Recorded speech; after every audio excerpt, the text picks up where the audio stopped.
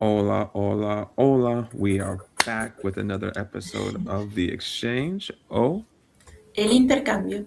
El Intercambio. And we have to apologize. We had some technical difficulties with our software to start, but we thank you for waiting. Those of you who are in the chat, give us a shout out and welcome back. This is part of our community, Bammbuu, where we like to focus on language learning, cultural exchange, how to apply that um, professionally, sometimes in interviews, for example, to get your career goals underway. So, this is part of our mission, providing some free education to you and giving you some insight into what we're going to discuss today. But before we do that, Ramita, talk to us. How are you doing over there in Lima, Peru? Yeah, I'm doing great. Great. Excited because today starts the World Cup. Today is the opening ceremony. So we are Hmm. all excited to see Shakira. Uh-huh. We got El Mundial, no? Uh-huh. Yes, yes. And we talked about it before we hopped on here, but I don't think Lima or Peru is in the World Cup. So I was asking Ramina who her team might be.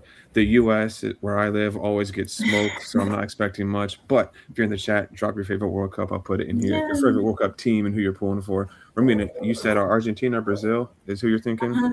Like either a Latin country or maybe I think Turkey is also going. So shout out to Turkey. Ah, yeah, your people. We should do a Spanish episode so they can tune in for that one. But shout out to Turkey. We'll see what they can do. You might have to go celebrate with them if they win the whole thing. I'm not even sure who the favorite is. Probably like Brazil as usual. Germany always has a good team. Maybe Spain. Spain. Uh-huh. Yeah. So we'll see. So Shakira's doing the she's doing The the opening. welcoming opening ceremony. Yes. So excited. It's good. Turkey's based out of Phoenix, I'm hearing here. So okay, look, you're gonna have to come to Phoenix. We got family out there. Talk to Brandon and Lonnie, and we'll go make it happen. Um, who else is doing that opening ceremony? I think she did it several years ago. That got pretty Mhm. famous. Yeah, Who's yeah. she doing it with this time? I don't know. I think she's dancing with like some little kids that are famous on Instagram, but I don't know the other guest artist. I just know she's gonna play. She's gonna sing. I'm sorry. Shout out to our Zoomers, the little kids. Maybe it's like Gen Alpha. I don't know what it is. But yeah, AB is a big Shakira fan. We all are. David, that. Cool. So again, if you're just joining, we got some more people joining. Take a look. Drop your favorite World Cup team in the chat. We are here, and we have a very exciting episode for you today.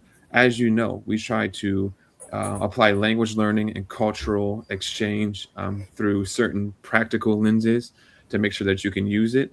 And today we're talking about a very hot topic: why recruiters ghost you and what that means in the cultural context, either in Latin or United States. For my context, I think we shared it last episode, but you might have seen it on our socials as well.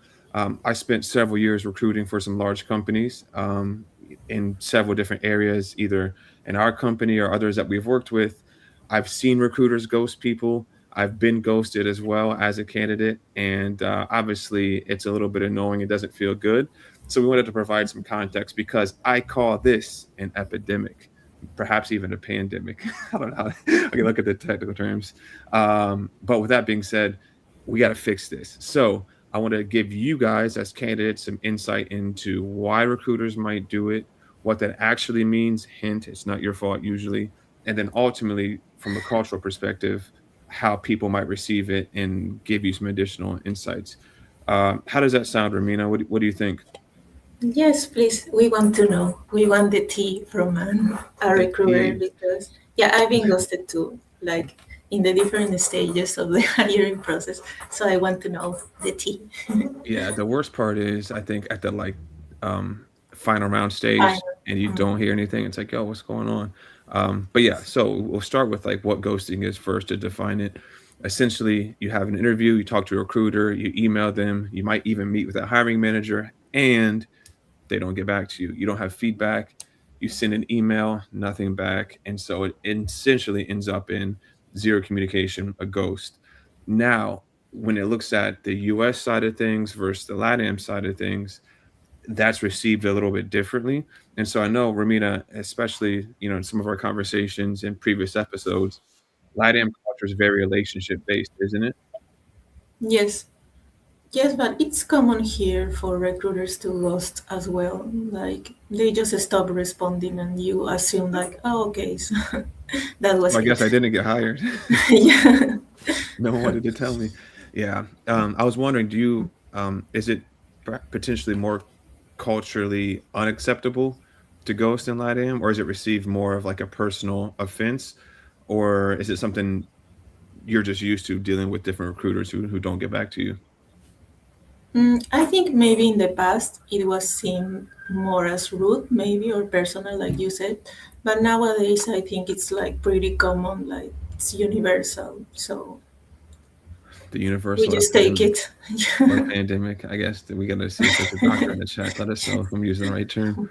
Yeah, agreed. I know for us, we're generally um, we tend to be a little bit more like bottom line up front, like business oriented and less relationship oriented. Again, depending on the person and the spectrum in the country, but it still is kind of a little bit annoying. But we just kind of we just kind of use deal with it, as AB says. Still rude regardless. So I wanted to kind of see what that might look like in different cultures. Unfortunately, it's becoming more prevalent. Also, unfortunately, it's still considered rooted in indie culture. But yeah, so ghosting is when they don't get back to you. I want to see if we can give some insight into the people on why that might happen. Oftentimes, when I worked with candidates or when we're coaching candidates now in our program, I tell them probably 90% of the time it's not your fault. It's not that you did a bad job. There could be a million things going on in the back end, especially for some of the larger companies. Recruiters have candidate pools that they're working with of like 100 to 300 people. So it's hard to keep up with every individual profile and let them know potentially what's happening with the interview process. So consider the volume first. And then oftentimes you're recruiting people even while there's somebody in the final round stages. So you might have done a great job, but someone gets an offer before they can give feedback. Sometimes uh, chat's going crazy. Sometimes we have people who lose funding for the position, or the hiring manager doesn't give you feedback. And so let's say Ramina asked me for feedback. I go to the manager, ask them. They don't tell me anything back. And so I can't tell you anything back. And so there's oftentimes several things in place that could cause there to be no update. But I want to put a comment there. You always should give an update, as AB says, because it's still rude. And we call it the no update, right? Hey, just checked with the team. The manager hasn't given me feedback. You're still in process. Um, you're still in process, but we're gonna keep in the loop and let you know what happens. Or we just lost funding. We'll circle back to you. Or we just gave an offer to a candidate. They've accepted or they're about to accept. We'll let you know if things change in the future. So it's always good to give a proactive update. In my experience, there's a million things on the back end that could cause that to not be the case. But that's kind of what they're dealing with.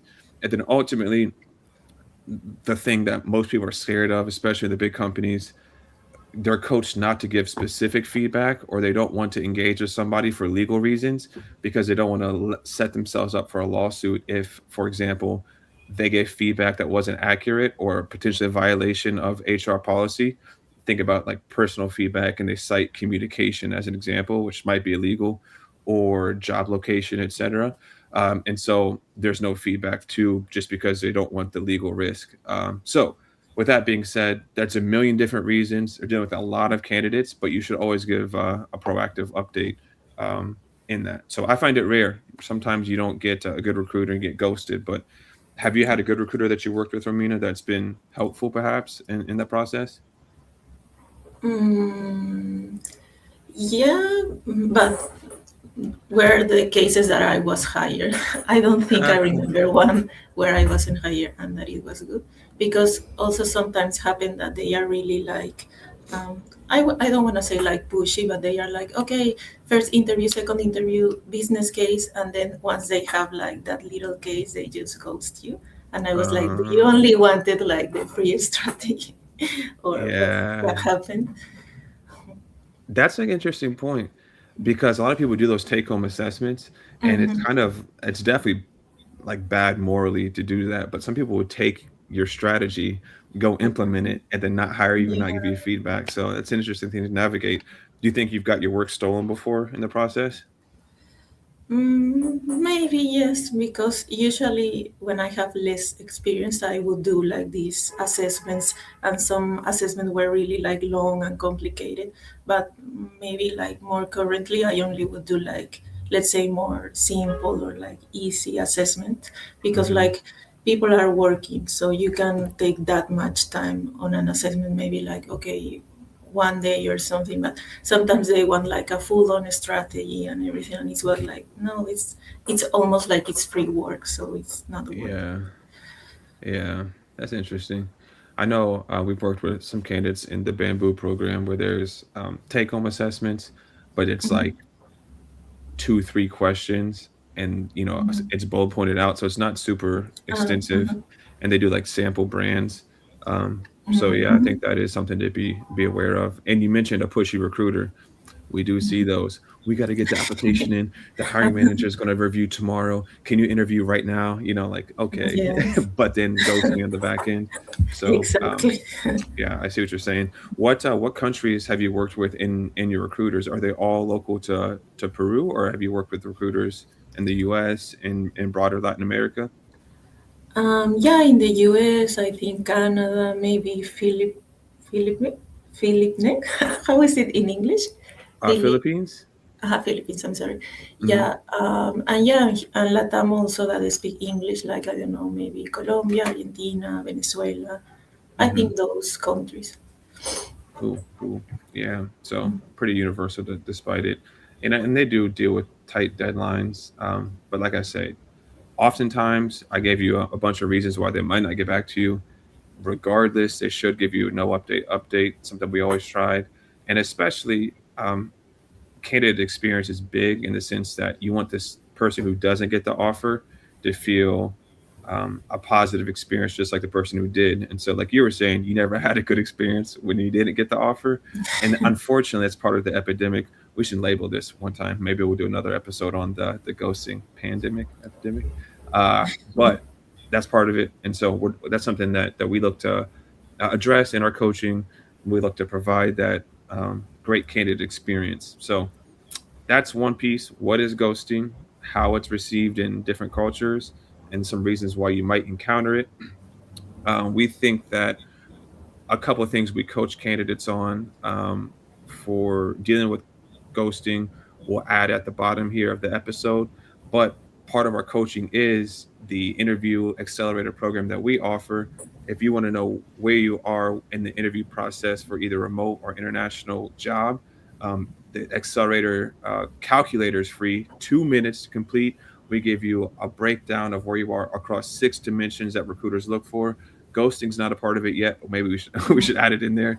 Take a look. I'll present this, and then we'll get back in and we'll give you some tips, tricks, tools that we coach on how to navigate if someone ghosts you and how to proactively address it.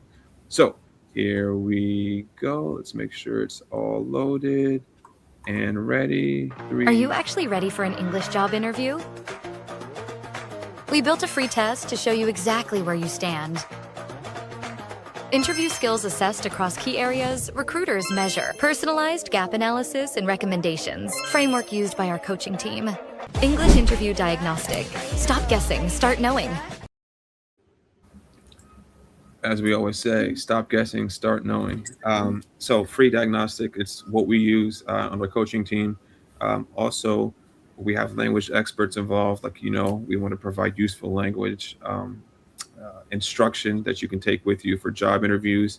Some people are using it for career growth too. If they're already in a job, they want to present better, to global teams, etc. So take a look there.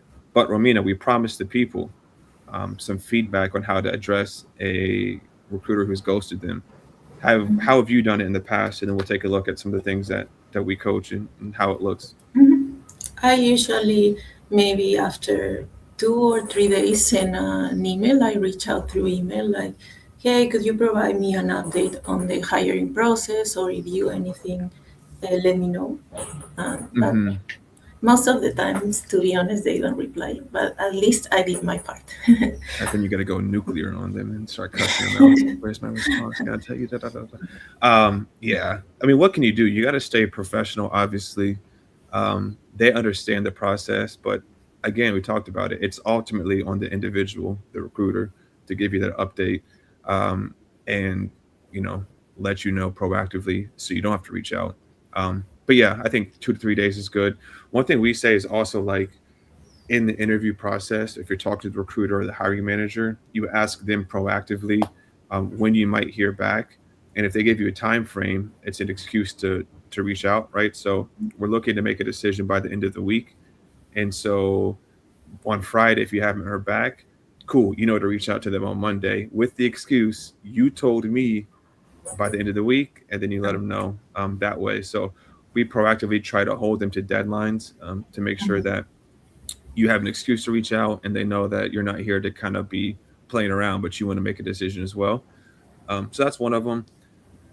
The second thing we coach would be like use of passive versus active language. And so an example would be, let's say you set the time frame and you haven't heard back.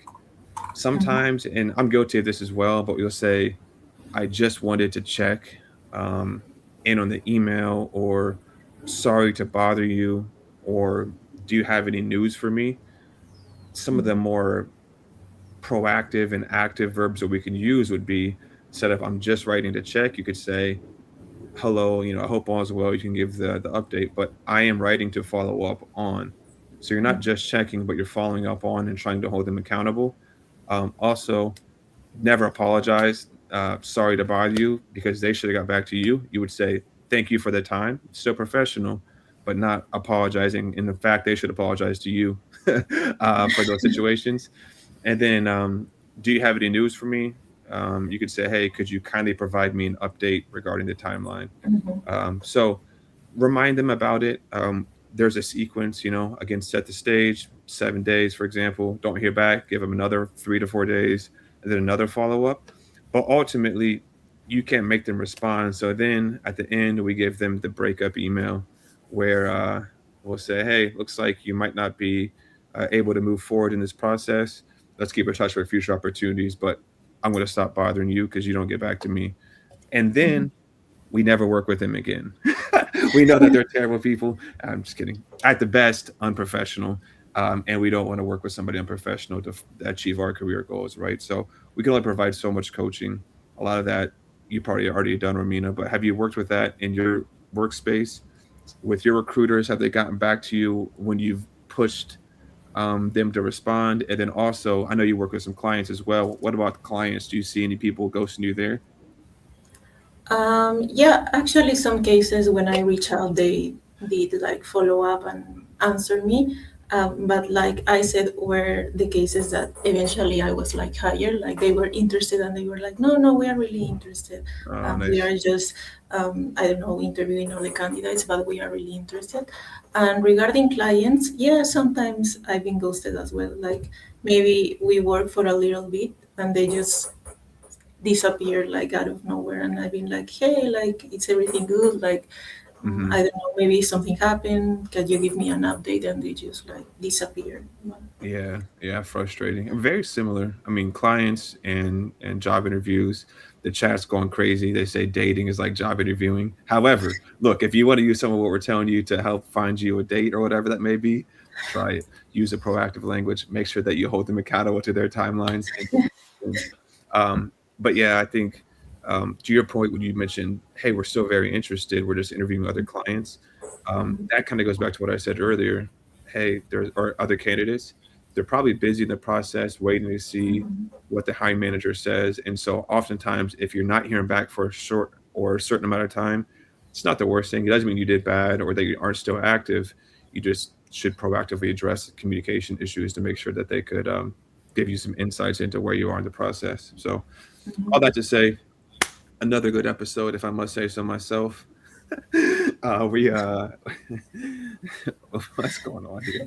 We gotta so I better check the chat. If you hear this on audio afterwards, just know we have had a very active chat, and they're engaging with the topic. So maybe we should do another episode like this. Um, Yes. all that to say, this is a general and very universal problem in recruiting and also working with clients. Um, Oftentimes, it's not your fault.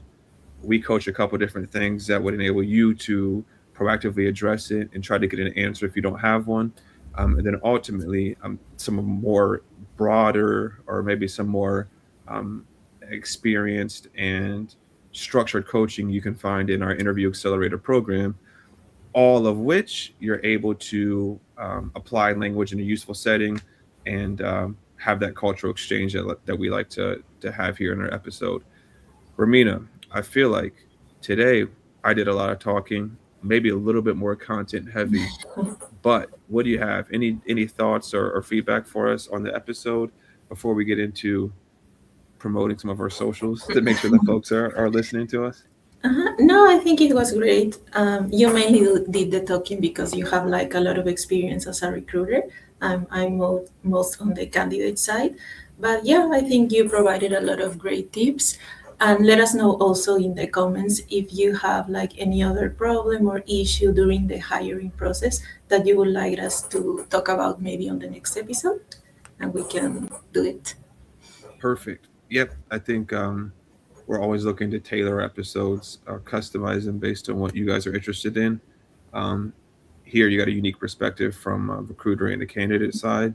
Um, we could also just do, reverse that or look at more specific parts of the process. For example, Mhm. how do you talk to a recruiter on the first call?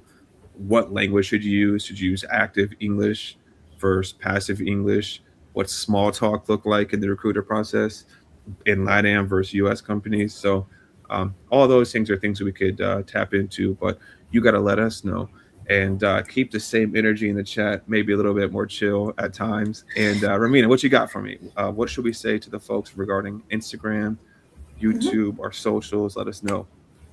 Yeah, follow us on Instagram. We are very active over there. We provide a lot of tips and tricks for interview English and just like English in real life for different contexts. So follow us there and also subscribe here on YouTube where we do our live streams weekly and also provide a lot of tips and tricks as well. That's right. Ramina, do you have something in Spanish to say to your friends in Turkey as they are embarking on their journey in a mundial? Sí, espero que les vaya muy bien. No sé cuándo es el partido de Turquía, pero ojalá que avancen a los cuartos de final, a la semifinal y si ganan, yo feliz. We will do an episode if they win. It'll be like, I'll get like a jersey or something. We'll figure it out. But all that to say, thank you guys for joining. Appreciate it. We'll see you next time. And nos vemos. Okay. Bye. See you on the next episode.